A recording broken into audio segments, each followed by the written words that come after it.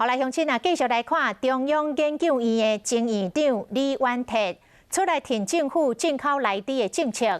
李元泰讲，这个糖甲硝酸盐嘛拢是毒啊，大家毋是共款嘛咧食。佮讲毋通甲小问题当作是世界大战。结果去互卫生署的前署长杨志良甲吐槽，讲头壳歹去。另外，台北市议员罗志强拼8月28返内地的公投。为元旦迄天就开始咯，甲这个台北市48台公车的广告拢甲做落来宣传，希望会当募到搁较侪第二阶段返内地公投的人士数。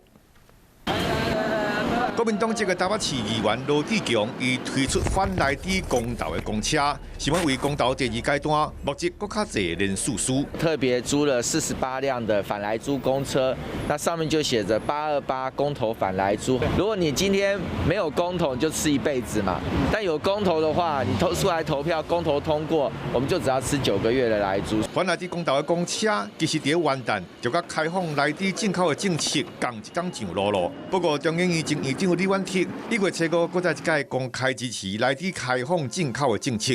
公务虽然都是很重要的，我说有一些不同专业，我们不能把很小的问题啊当做世界大战这样打，这是不对的。他派去啊，那是要防腐，对不对？那是不得已。